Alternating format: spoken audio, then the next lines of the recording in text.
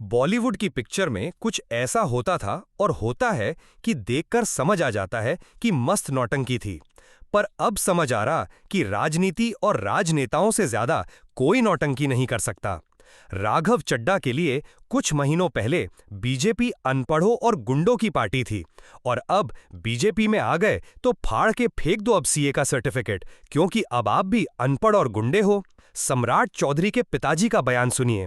और आज सम्राट चौधरी बिहार बीजेपी के मुख्यमंत्री बन गए।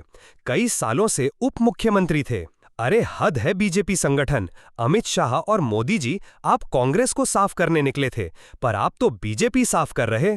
असम देख लो, वहां के सीएम पहले किस पार्टी में थे और आज वो किसके साथ हैं? क्या असम में आपके पास अपना कोई नहीं जो राज्य की जिम्मेदारी ले सके? चलिए, जीता जागता आपकी मजबूरी और कायरता का उदाहरण सम्राट चौधरी और उनके पिताजी किस पार्टी से थे? अब आया कुछ शर्म। क्या बिहार में भी बीजेपी के पास अपना कोई नेता नहीं था जिसे वो सीएम बना सके? था, पर बनाना नहीं। ज्योतिरादित्य सिंधिया जी के परिवार बारे में बीजेपी क्या क्या आरोप लगाती थी, और आज सिंधिया जी उन्हीं के सरकार में केंद्रीय मंत्री हैं। और सिंधिया जी हराने वाला बीजेपी समर्थक बेचारा यूं ही लगभग खाली हाथ बैठा है। कपिल मिश्रा जी का इतिहास देख लीजिए, कहां से कहां आ गए, आपसे आज बीजेपी में। झारखंड में वो तो हेमंत जी मजबूरी में भी अपनी ताकत नहीं खो रहे, नहीं तो वो कई बार कह चुके हैं कि बीजेपी और केंद्र सरकार उनके और राज्य के साथ दोगलापन कर रही। महाराष्ट्र में एकनाथ शिंदे जी और मजबूत होते तो शायद फिर वही चीफ मिनिस्टर होते, पर वहां देवेंद्र जी साफ और बहुत शानदार तरीके से राज्य चला रहे और महाराष्ट्र प्रगति कर रहा। बीजेपी में आज शायद बीजेपी के ईमानदार कार्यकर्ता से ज्यादा तो दूसरे पार्टी के नेताओं को पद मिले हैं। क्या यही था बीजेपी का चरित्र और चेहरा?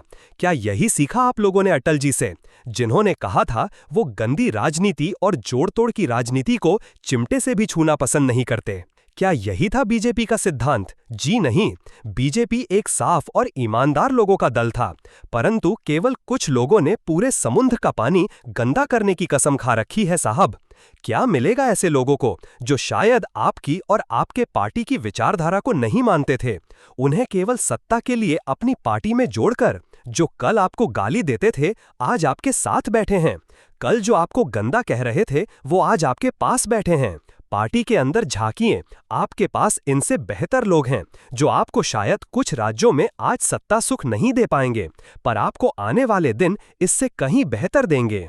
और सबसे बड़ा सवाल साहब, आज जो उधर से इधर आए, क्या गारंटी है कि यही रहेंगे? अरे छोड़िए साहब, आप क्या खत्म करोगे कांग्रेस? आप तो खुद कांग्रेस बन गए हैं। आप बीजेपी से कांग्रेस 2 बनते जा रहे, और ये भी कांग्रेस की बड़ी उपलब्धि होगी। राहुल गांधी की पार्टी बन रहे धीरे धीरे आप।